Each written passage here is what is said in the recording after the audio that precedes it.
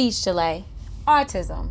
Speech delay, autism. Hey everyone, welcome back to my channel, where today we'll be discussing the often misunderstood differences between autism and speech delay. Whether you want to put your mind at ease or decide if you need to consult a professional or not, you're in the right place. First, you gotta know what a speech delay is versus what autism is. A speech language delay, yes, you may be used to hearing speech delay, but they always leave my friend language off because he's too long-winded. A speech language delay is when a child is not developing speech sounds and or language skills at an appropriate time. This means that they struggle to produce speech sounds, communicate clearly or at all, or they misunderstand information that's presented to them. If you're looking for actual developmental milestones to go crazy about, I have included a free resource in the description below. It's a developmental milestone chart that will help you determine whether your child needs some support. You know I got you. Okay, now, autism is a condition that affects the way the brain grows and develops. People with autism might have trouble talking or using language, and they may find it hard to communicate with others. They may also repeat the same actions over and over again and have a hard time changing their routine. Okay, let's get this versus battle started. Here are some signs to look out for. Number 1. Social differences. The biggest one for me is that usually children with speech language delay want to communicate socially. They checking for you, but may have a hard time with actually communicating with you.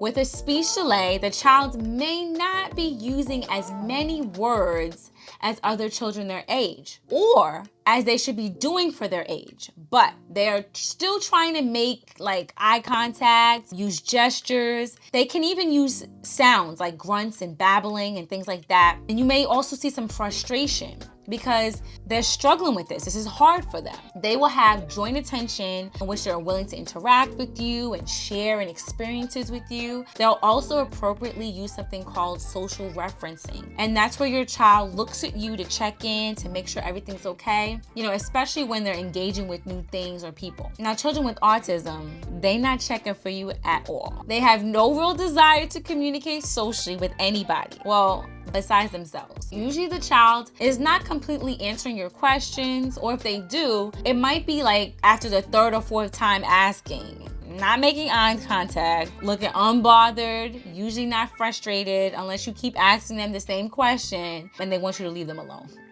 They are not going to want to socially engage. Smiling while in the presence of other people doesn't count because, not to bust your bubble, but chances are they're smiling because they're happy and probably aren't smiling at you at all, especially if the smile started before they looked at you. So some other signs is that they don't respond to their name. I don't know about you, but I would get caught up every time if I was pretending to be someone else, because all somebody gotta do is call my name, Lorraine, and I'm all like, yeah. I'll call in one of my kids with autism by name and they will totally ignore me. Like, don't move, don't twitch. They don't even change the rhythm in their breathing.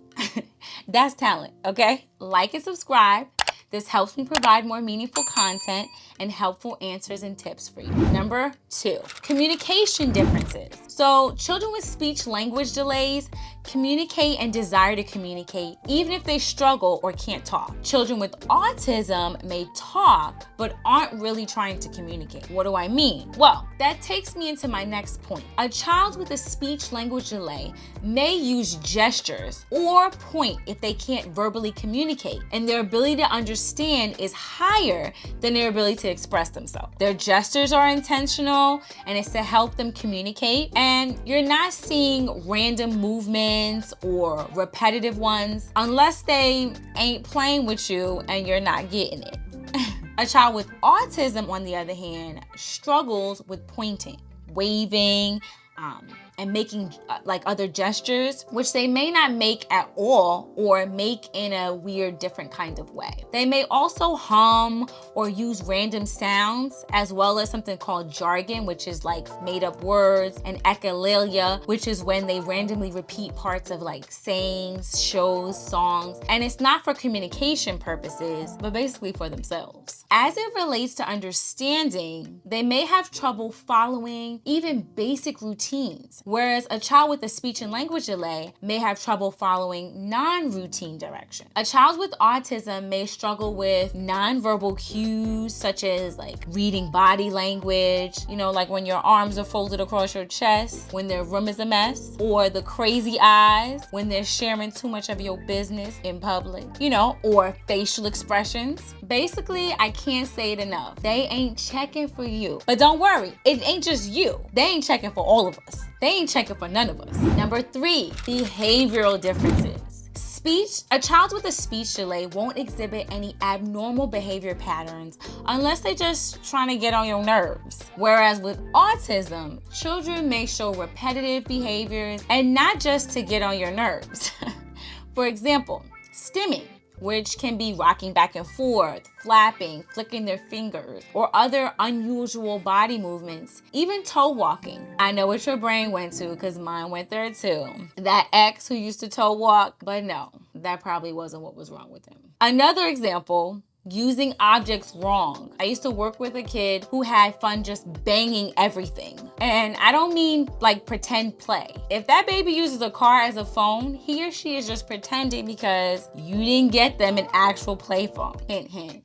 I'm kidding. That takes me into my next point, emotional regulation. A child with a speech language delay will also not typically have difficulty with these skills unless there is some other factor involved. They may have difficulty like filtering out distractions. For example, the faucet dripping in the kitchen, the cars honking outside. Tell me you're from a big city without telling me you're from a big city. A child with autism may either over or underreact to an environment. So if a bell rings, an announcement is made over an intercom, or a louder noise, and they hold their ears or start screaming and crying, or if a fire alarm goes off and they straight chilling like they didn't hear it, even if they have trouble getting excited, like you tell them you're taking them to Disney World and then just sit there while you make a fool of yourself jumping up and down. Yeah, either that's a sign or they really hate Mickey Mouse. They may also have difficulty with transitioning into activities, right? So if this is happening more often than usual, this is a concern. Number 4, differences in improvement.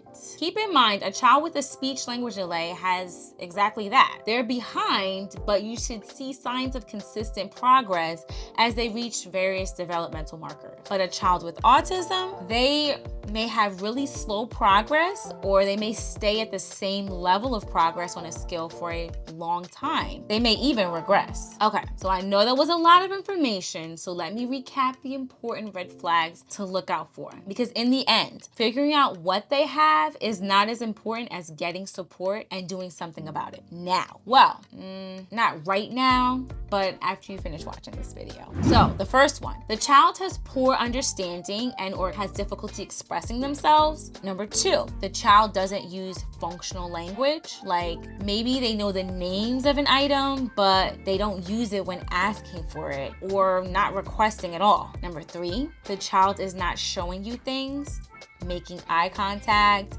engaging, pointing, sharing, and not just sharing items, but sharing experiences. Number 4, the child struggles with mimicking or imitating actions or words. Number 5, the child doesn't respond to their name. Number 6, the child wants to communicate or engage, but struggles with it, or if they refuse to socially engage with adults and kids alike. So an example would be playing with as opposed to playing among other kids. So how do you observe your child to find out if these signs exist? It may take several observation opportunities to determine if these signs or red flags are present in your child. And please don't get those babies on bad days when you haven't fed them yet, or they just woke up from a nap. I would look both speech language delayed and like I had autism if you bother me after I wake up, okay? Might also be a little violent too. So I want you to get them at their best on several occasions, okay? To make sure you're seeing what you think you're seeing. And try not to compare, please. It's best to compare them to actual data on developmental milestone charts that I linked below. You should also ask your pediatrician. That is very helpful. If after all of this, you still don't know, I don't know what to tell you. I'm just kidding. No, but really, trust your gut. There's a lot of research out there that shows that parents are usually right about there being something wrong. Sometimes it's hard to tell, but if you think something isn't right, it doesn't hurt to check. Please comment below if there were some differences that I didn't mention in this video. Oh, and there's one more difference that I forgot to mention. And that's the positive impact made on you and your family's life if you keep watching more of our videos.